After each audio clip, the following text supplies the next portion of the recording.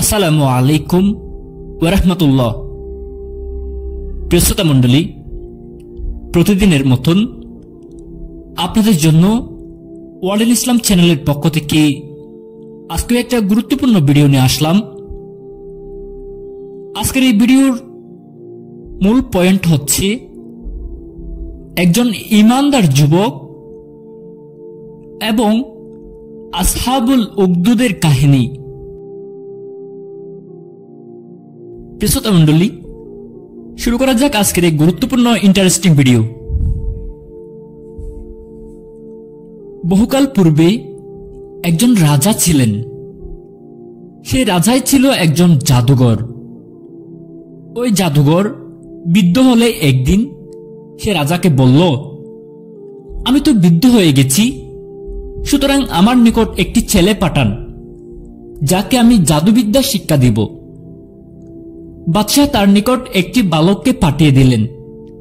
তিনি তাহাকে জাদুবিদ্যা শিক্ষা দিতে লাগলেন। বালকটি জাদুঘরের নিকট থেকে যে পথ দিয়ে যাতায়াত করত সে পথে ছিল এক সন্ন্যাসীর আস্তানা। বালকটি তার নিকট বসল এবং তার কথা শুনে মুগ্ধ হল। বালকটি জাদুঘরের নিকট যাওয়ার সময় ওই সন্ন্যাসীর নিকট বসে তার কথা শুনত। ফলে জাদুঘরের নিকট পৌঁছাতে বালকটির দেরি হতো। এই বলে জাদুঘর তাকে প্রহার করত।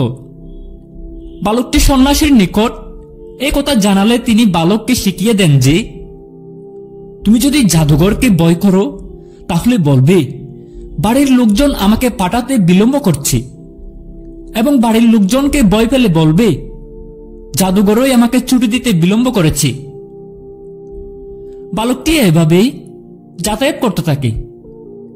একদিন পথে সে দেখল একটি বৃহদাকার প্রাণী মানুষের চলাচলের পথ রোধ করে বসে আছে। বালকটি ভাবল, আজ পরীক্ষা করে দেখব যে জাদুঘর শ্রেষ্ঠ না সন্ন্যাসী শ্রেষ্ঠ। অতঃপর সে একটি প্রস্তরখণ্ড নিয়ে বলল, হে আল্লাহ, জাদুঘরের কার্যকলাপ অপেক্ষা সন্ন্যাসীর কার্যকলাপ যদি তোমার নিকট অধিকতর প্রিয় হয় তবে এই প্রাণীটিকে এই প্রস্তর গাতে মেরে ফেলো, যেন একজন লোক যাতায়াত করতে পারে। এই বলে প্রাণীটিকে লক্ষ্য করে সে প্রস্তরখণ্ডটি ছুটে মারল। প্রাণীটি ওই প্রস্তরাঘাতে মারা গেল এবং লোক চলাচল শুরু হল।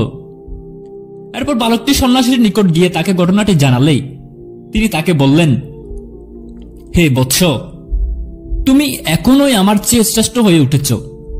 তোমার প্রকৃত স্বরূপ আমি বুঝতে পারছি। শীঘ্রই তোমাকে পরীক্ষার সম্মুখীন হতে হবে। যদি তুমি পরীক্ষার সম্মুখীন হও তাহলে যেন আমার কথা প্রকাশ করে দিও না। বালকটির দোয়া জন্মান্ধ ব্যক্তি চক্ষুমান হতে লাগল। কুষ্ঠব্যাধিগ্রস্ত ব্যক্তি নিরাময় হতে লাগল। লোকজন অন্যান্য রোগ হতে আরোগ্য লাভ করতে লাগল। একদিকে রাজার একজন সহচর অন্ধ হয়েছিল। সে বহু উপঢৌকন সহ বালকটির নিকট গিয়ে বলল, তুমি যদি আমাকে চক্ষুষ্মান করে দাও তাহলে এসব তোমার। বালকটি বলল, আমি তো কাউকে আরোগ্য করতে পারি না, বরং রোগ ভালো করেন আল্লাহ সুবহানাহু ওয়া তাআলা। অতএব আপনি যদি আল্লাহর প্রতি ঈমান আনেন তাহলে আমি আপনার রোগ মুক্তির জন্য আল্লাহর নিকটে দোয়া করতে পারি। তাতে তিনি হয়তো আপনাকে আরোগ্য দান করতে পারেন। ফলে লোকটি আল্লাহর প্রতি ঈমান আনল। আল্লাহ তাকে আরোগ্য দান করল। আগের মতন তিনি রাজার নিকট গিয়ে বসলে রাজা তাকে জিজ্ঞেস করলেন, কে তোমাকে দৃষ্টিশক্তি ফিরিয়ে দিল? সে বলল, আমার রব। রাজা বললেন, আমি ছাড়া তোমার রব আছে কি? সে বলল, আমার ও আপনার উভয়ের রব হচ্ছে আল্লাহ সুবহানাহু ওয়া তাআলা। এতে রাজা তাকে ধরে তার উপর নির্যাতন চালাতে থাকে। অবশেষে সে বালকটির নাম প্রকাশ করে দিল। অতঃপর বালকটিকে রাজার দরবারে আনা হলে রাজা তাকে বললেন, হে বৎস, আমি জানতে পারলাম যে তুমি তোমার জাদুর গুণে জন্মান্ধ ও কুষ্ঠব্যাধিগ্রস্ত লোকদের রোগ ভালো করতে থাকো এবং অন্যান্য কঠিন রোগ নিরাময় করে চলেছ। বালকটি বলল, আমি কাউকে রোগ মুক্ত করি না, রোগ মুক্ত করেন আল্লাহ সুবহানাহু ওয়া তাআলা। তখন রাজা তাকে পাকড়াও করে তার উপর উৎপীড়ন চালাতে থাকেন। এক পর্যায়ে সে সন্ন্যাসীর কথা প্রকাশ করে দিল। তখন সন্ন্যাসীকে ধরে আনা হলো এবং তাকে বলা হলো, তুমি তোমার ধর্ম পরিত্যাগ করো। কিন্তু সে অস্বীকৃতি জ্ঞাপন করল। তখন রাজার আদেশক্রমেই করাত নিয়ে আসা হলে তিনি তার মাথার মাঝখানে বসালেন এবং তার মাথা ও শরীর চিরে দ্বিখণ্ডিত করে ফেললেন। তারপর রাজার সহচরকে আনা হলো এবং তাকেও তার ধর্ম ত্যাগ করতে বলা হলো, কিন্তু সেও অস্বীকৃতি জানালে তাকেও করাত দিয়ে দ্বিখণ্ডিত করা হলো। তারপর বালকটিকে হাজির করে তার ধর্ম পরিত্যাগ করতে বলা হলো। বালকটিও নিজ ধর্ম পরিত্যাগ করতে অস্বীকার করল। তখন রাজা তাকে তার লোকজনের নিকট দিয়ে বললেন, তোমরা একে অমুক পাহাড়ে নিয়ে যাও এবং তাকে সঙ্গে করে পাহাড়ে আরোহণ করতে থাকো। যখন তোমরা পাহাড়ের উঁচুতে পৌঁছাবে তখন তাকে তার ধর্ম পরিত্যাগ করতে বলবে। সে যদি অস্বীকার করে তাহলে তোমরা তাকে সেখান থেকে ছুঁড়ে ফেলে দিবে। তারা বালকটিকে নিয়ে পাহাড়ের উপরে উঠল। বালকটি দোয়া করল, হে আমার আল্লাহ, তোমার যেভাবে ইচ্ছা হয় সেভাবে তুমি আমাকে এদের কাছ থেকে রক্ষা করো। তৎক্ষণাৎ পাহাড়টি কম্পিত হয়ে উঠল এবং তারা নিচে পড়ে মারা গেল। আর বালকটি সুস্থ দেহে রাজার নিকট এসে উপস্থিত হল। রাজা তখন তাকে বললেন, তোমার সঙ্গীদের কি হলো? তখন সে বলল, আল্লাহ আমাকে তাদের হাত থেকে বাঁচিয়েছিলেন। তারপর রাজা তাকে তার একদল লোকের নিকট প্রেরণ করে আদেশ দিলেন, একে একটি বড় নৌকায় উঠিয়ে নদীর মাঝখানে নিয়ে যাও। যদি সে নিজ ধর্ম পরিত্যাগ না করে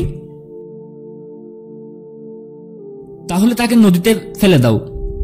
তারা বালকটিকে নিয়ে মাঝ নদীতে পৌঁছালে বালকটি পূর্বের নিয়য় দোয়া করল, হে আমার আল্লাহ, তোমার যেভাবে ইচ্ছা হয় সেভাবে তুমি আমাকে এদের হাত থেকে রক্ষা করো। এতে নৌকা ভীষণভাবে কাত হয়ে পড়ল। ফলে রাজার লোকজন নদীতে ডুবে মারা গেল। আর বালকটি সুস্থ দেহে রাজার নিকটে আসলে রাজা তাকে বললেন, তোমার সঙ্গীদের কি অবস্থা? সে বলল, আল্লাহ আমাকে তাদের হাত থেকে রক্ষা করেছেন। এরপর সে রাজাকে বলল, আপনি যতই চেষ্টা করুন না কেন আমাকে কোনোভাবে হত্যা করতে পারবেন না, যতক্ষণ না আমি যা বলবো আপনি তা করবেন। রাজা বললেন, সেটা কি? বালকটি বলল, আপনি একটি বিস্তীর্ণ মাঠে সকল লোককে হাজির করুন এবং সেই মাঠে খেজুরের একটি গুড়ি পুঁতে তার উপরিভাগে আমাকে বেঁধে রাখুন। তারপর আমার তুনির হতে একটি তীর নিয়ে দনুকে সংযুক্ত করুন। তারপর বিসমিল্লাহি রব্বিল গুলাম, বালকটির রব আল্লাহর নামে এই বলে আমার দিকে তীরটি নিক্ষেপ করুন। আপনি যদি এই পন্থা অবলম্বন করেন তবে আমাকে হত্যা করতে পারবেন। বালকের কথা মতো এক বিস্তীর্ণ মাঠে রাজা সকল লোককে সমবেত করলেন এবং বালকটিকে একটি খেজুর গাছের গুড়ির উপরে বাঁধলেন। তারপর রাজা বালকটির তুনির হতে একটি তীর নিয়ে দনুকের মধ্যভাগে সংযুক্ত করলেন। তারপর বিসমিল্লাহি রব্বিল গুলাম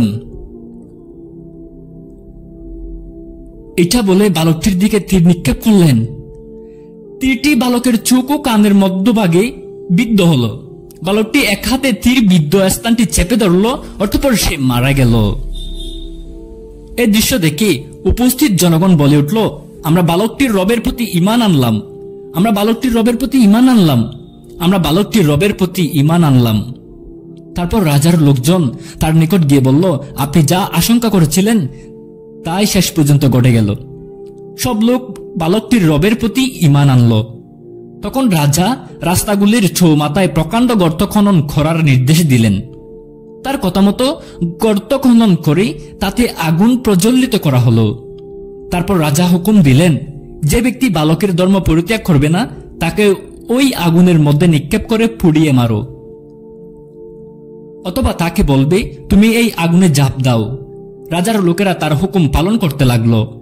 ইতিমধ্যেই একজন রমণীকে তার শিশু সন্তান সহ উপস্থিত করা হলো। রমণীটি আগুনে ঝাঁপ দিতে তাড়াহুড়ো করতেছিল। শিশুটি বলে উঠল, মা, সবর অবলম্বন করো এবং আগুনে প্রবেশ করুন। কেননা আপনি হক পথে আছেন। পবিত্র কোরআনে সূরা বুরুজের এই ঘটনার দিকে ইঙ্গিত করে বলা হয়েছে, ধ্বংস হয়েছিল গর্তওয়ালারা, ইন্ধনপূর্ণ যে গর্তে ছিল অগ্নি, যখন তারা তার পাশে উপবিষ্ট ছিল এবং তারা মুমিনদের সাথে যা করেছিল তা প্রত্যক্ষ করেছিল। তারা তাদেরকে নির্যাতন করেছিল শুধু এই কারণে যে তারা বিশ্বাস করত পরাক্রমশালী ও প্রশংসা সহ আল্লাহ সুবহানাহু ওয়া তাআলার উপর। সূরা বুরুজ 4-8 নম্বর আয়াত। প্রিয় শ্রোতা মণ্ডলী, আজকের এই কাহিনী থেকে, আজকের এই ঘটনা থেকে আমরা কি শিখলাম, কি শিক্ষা নিলাম? আমরা এই ঘটনা থেকে শিক্ষা নিলাম হচ্ছে, প্রত্যেকটি আদম সন্তান স্বভাব ধর্ম ইসলামের উপর জন্মগ্রহণ করে। মুমিন বান্দা সর্বদা আল্লাহকে স্মরণ করবে ও খায়াম্নু বাক্য তার নিকট দোয়া করবে। রোগ মুক্তির মালিক একমাত্র আল্লাহ সুবহানাহু ওয়া তাআলা।